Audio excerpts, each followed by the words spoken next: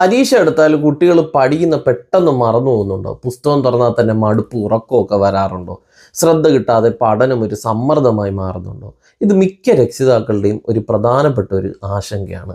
ഇന്ന് ഞാൻ പറയാൻ പോകുന്ന കുട്ടികളുടെ ഓർമ്മശക്തിയും ഏകാഗ്രതയൊക്കെ സ്വാഭാവികമായിട്ട് വർദ്ധിപ്പിക്കാൻ സഹായിക്കുന്ന ആയുർവേദ മാർഗങ്ങളും നമ്മളെ വീട്ടിൽ തന്നെ പിന്തുടരാൻ പറ്റുന്ന കുറച്ച് ശീലങ്ങളും പിന്നെ ശരിയായ പഠന രീതികളെയും പറ്റിയാണ്. ആയുർവേദത്തിൽ നമ്മൾ ബുദ്ധിശക്തി വർദ്ധിക്കുന്ന ഔഷധങ്ങളെയൊക്കെ മേധി രസായനങ്ങൾ എന്നാണ് വിളിക്കുന്നത്. പക്ഷേ മരുന്നുകൾ മാത്രം ശരിയാകത്തില്ല. നമ്മളുടെ ശരിയായ ഭക്ഷണം, കൃത്യമായ ഉറക്കം, നല്ല ദിനചര്യ, പിന്നെ നമ്മളുടെ ഒരു മെൻ്റൽ പീസ് അല്ലെങ്കിൽ ഒരു മാനസിക ശാന്തത, ഇവയെല്ലാം ചേർന്നാലാണ് നമ്മുടെ തലച്ചോറിൻ്റെ മികച്ച പ്രവർത്തനം സാധ്യമാകുന്നത്. ഞാൻ പറയാൻ പോകുന്നത് നമ്മൾ വീട്ടിൽ തന്നെ നമുക്ക് ചെയ്യാൻ പറ്റുന്ന കുറച്ച് കാര്യങ്ങളെ പറ്റിയാണ്. ഒരു 5 മുതൽ 7 ബദാം എടുക്കുക. എന്നിട്ട് ഇത് രാത്രി വെള്ളത്തിൽ കുതിർത്ത് വയ്ക്കുക. എന്നിട്ട് പിറ്റേന്ന് രാവിലെ നമ്മൾ ഇതിൻ്റെ തൊലി കളഞ്ഞ ശേഷം കുട്ടികൾക്ക് നൽകുക. ബദാമിലുള്ള omega-3 ഫാറ്റി ആസിഡുകൾ ഓർമ്മശക്തി വർദ്ധിപ്പിക്കാനായിട്ട് സഹായിക്കുന്നു. ഇനി രണ്ടാമത് കുമ്പളങ്ങ ജ്യൂസ്. ദിവസവും രാവിലെ ഒരു ഗ്ലാസ് കുമ്പളങ്ങ ജ്യൂസ് കുടിക്കുന്ന നമ്മളുടെ മനസ്സിനെ ശാന്തമാക്കാനും നമ്മളുടെ കോൺസെൻട്രേഷൻ അല്ലെങ്കിൽ ഏകാഗ്രതയൊക്കെ വർദ്ധിപ്പിക്കാനായിട്ടും സഹായിക്കും.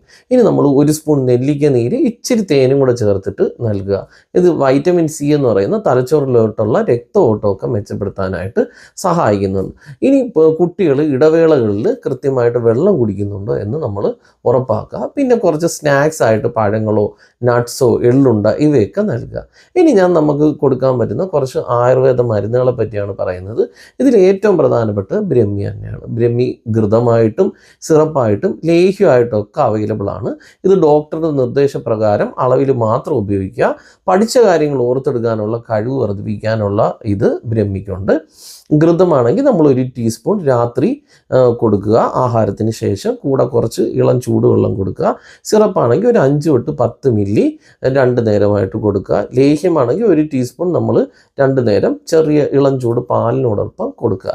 ഇനി രണ്ടാമത് പറയുന്നത് ശംഖുപുഷ്പമാണ്. ഇത് സിറപ്പ്, ചൂർണം, ക്യാപ്സൂൾ രൂപത്തിലൊക്കെ ലഭ്യമാണ്. രാത്രി ഉറങ്ങുന്നതിന് മുമ്പ് ചൂടുവെള്ളത്തിലോ അല്ലെങ്കിൽ പാലിലോ ഒക്കെ കലർത്തി ഇതിൻ്റെ ചൂർണം കൊടുക്കാൻ പറ്റുന്നതാണ്. ഇത് ടെൻഷനും ആക്സൈറ്റിയൊക്കെ കുറയ്ക്കാനായിട്ട് സഹായിക്കുന്നു. ചൂർണം ഒരു 1/2 മുതൽ 1 ടീസ്പൂൺ കൊടുക്കാം. സിറപ്പാണെങ്കിൽ ഒരു 5 തൊട്ട് 10 മില്ലി 2 നേരം. ക്യാപ്സ്യൂളൊക്കെ ആണെങ്കിൽ ഒരു ക്യാപ്സ്യൂൾ 2 നേരം കൊടുക്കാം. ഇനി പറയാൻ പോകുന്ന അശ്വഗന്ധയാണ്. ഇതും ചൂർണവും ലേഹ്യം ടാബ്ലറ്റ് രൂപത്തിലൊക്കെ കിട്ടുന്നതാണ്. ചൂടുപാലിൽ കലർത്തി രാത്രി കൊടുക്കുന്നതാണ് ഇത് നല്ലത്.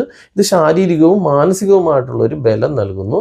ഇതിൻ്റെ ചൂർണമൊക്കെ ആണെങ്കിൽ ഒരു 1/2 മുതൽ 1 ടീസ്പൂൺ പാലിനോട് ചേർത്തോ അല്ലെങ്കിൽ ചൂടുവെള്ളത്തിനോടോ ഒക്കെ ചേർത്ത് കഴിക്കാം. ലേഹ്യമാണെങ്കിൽ 1 ടീസ്പൂൺ 2 നേരം ആഹാരത്തിന് ശേഷം ഇളം ചൂട് പാലിനോടൊപ്പം കൊടുക്കാം. ടാബ്ലറ്റോ ക്യാപ്സ്യൂളോ ഒക്കെ ആണെങ്കിൽ ഒരെണ്ണം വെച്ച് 2 നേരം കഴിക്കാം. ഇനി പറയാൻ പോകുന്ന അടുത്ത വയമ്പാണ്. ഇത് ചെറിയ അളവിൽ അരച്ച് തേൻ അല്ലെങ്കിൽ പാലിൽ കലർത്തി കഴിക്കുന്നത് നല്ലതാണ്. ഇത് ആഴ്ചയിൽ ഒരു 2-3 ദിവസം മാത്രം നൽകുക. ഇത് നമ്മളുടെ മെമ്മറിയും കോൺസെൻട്രേഷനും ഒക്കെ മെച്ചപ്പെടുത്താനായിട്ട് സഹായിക്കും.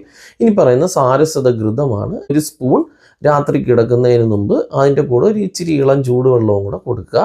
സാരസ്വതാരിഷ്ടമാണെങ്കിൽ ഒരു 15 മില്ലി രാത്രി കിടക്കുന്നതിന് മുമ്പ് ആഹാരത്തിന് ശേഷം കഴിക്കുക. ഈ മരുന്നുകളെല്ലാം ഒരു ആയുർവേദ ഡോക്ടറുടെ നിർദ്ദേശപ്രകാരം മാത്രം കഴിക്കുക. ഈ മരുന്നുകളെല്ലാം കൂടെ കഴിക്കരുത്. ഇതിലേതെങ്കിലും ഒരെണ്ണം മാത്രം സെലക്ട് ചെയ്തേ കഴിക്കാവൂ. എല്ലാ മരുന്നും ഒന്നിച്ച് കഴിക്കരുത്. ഇനി ഞാൻ പറയാൻ പോകുന്നത് എങ്ങനെ പഠിക്കണമെന്നാണ്. അതിന് കുറച്ച് റീകോൾ ആൻഡ് മെമ്മറി ടെക്നിക്സിനെയൊക്കെ പറ്റിയാണ് പറയുന്നത്. ഒന്നാമതായിട്ട് റീകോൾ മെത്തേഡ്. ഒരു പാഠം വായിച്ച ശേഷം പുസ്തകം അടച്ചു വെച്ചിട്ട് നമ്മളുടെ ഓർമ്മയിലുള്ളത് എഴുതാനായിട്ട് ശ്രമിക്കുക. രണ്ടാമതെന്ന് പറയുന്നത് പറഞ്ഞു പഠിക്കുക. അതായത് പഠിച്ച വിഷയം മറ്റൊരാൾക്ക് പഠിപ്പിക്കുന്ന പോലെ നമ്മൾ പറഞ്ഞു നോക്കുക. മൂന്നാമതെന്ന് പറയുന്നത് സ്പേസ്ഡ് സ്റ്റഡി. അതായത് ഒരു 30 മുതൽ 40 മിനിറ്റ് നമ്മൾ പഠിച്ചിട്ട് ഒരു 5 മുതൽ 10 മിനിറ്റ് ഒക്കെ ഒരു ബ്രേക്ക് എടുത്തിട്ട് പിന്നെ വീണ്ടും പഠിക്കുക. ഞാൻ പറയാൻ പോകുന്നത് മൈൻഡ് മാപ്പാണ്. അത് ചെറിയ പോയിന്റ് ആയിട്ടോ ഡയഗ്രം ഒക്കെ ആയിട്ട് ഇത് എഴുതി വയ്ക്കുക. ഇനി പറയാൻ പോകുന്ന ഒരു പ്രധാനപ്പെട്ട ഭാഗം എന്ന് പറയുന്നത് ജീവിതശൈലിയും നമ്മളുടെ ഉറക്കത്തിൻ്റെ ക്രമമാണ്. കുട്ടികൾക്ക് നമ്മൾ ദിവസം ഒരു 7 തൊട്ട് 8 മണിക്കൂർ ഉറക്കം ഉറപ്പാക്കുക. രാത്രി വൈകി പഠിക്കുന്നതിനേക്കാളും നമ്മൾ രാവിലെ എഴുന്നേറ്റ് പഠിക്കുന്നതാണ് എപ്പോഴും നല്ലത്. ഇനി അടുത്തത് പറയുന്നത് സ്ക്രീൻ സമയം കുറയ്ക്കുക. അതായത് മൊബൈൽ, TV, ടാബ്ലറ്റ്, ലാപ്ടോപ്പ് ഇവയുടെയൊക്കെ അമിത ഉപയോഗം നമ്മളുടെ കോൺസെൻട്രേഷനെയും ഉറക്കത്തിനെയൊക്കെ കുറയ്ക്കും. ഇനി രാവിലെ ചെയ്യേണ്ടുന്ന കുറച്ച് ശീലങ്ങളെ പറ്റിയാണ്. രാവിലെ ചെറിയ സ്ട്രെച്ചിങ് എക്സസൈസ്, നടക്കുക, പിന്നെ നമ്മൾ കുറച്ച് ഇൻഹലേഷൻ എക്സലേഷൻ എക്സസൈസസ് അല്ലെങ്കിൽ പ്രാണായാമമൊക്കെ ചെയ്യുക. ഇത് നമ്മളുടെ മനസ്സിനെ ഉണർത്താനായിട്ടും ശ്രദ്ധ വർദ്ധിപ്പിക്കാനായിട്ടും സഹായിക്കും. ഇനി വേണ്ടുന്ന ഒരു പോസിറ്റീവ് അറ്റ്മോസ്ഫിയർ ആണ്. വീട്ടിൽ പഠിക്കാൻ നമുക്ക് ശാന്തവും സമ്മർദ്ദരഹിതവുമായിട്ടുള്ള ഒരു അറ്റ്മോസ്ഫിയർ ഒരുക്കുക. പിന്നെ കുട്ടികളെ താരതമ്യം ചെയ്യരുത്, അവരെ പ്രോത്സാഹിപ്പിക്കുകയാണ് വേണ്ടത്.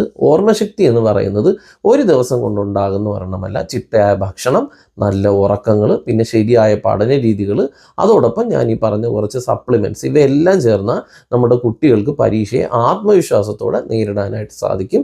കുട്ടികൾക്ക് പിന്തുണയും പ്രോത്സാഹനവുമാണ് നൽകേണ്ടത്. അത് തന്നെയാണ് ഏറ്റവും വലിയ മരുന്ന്.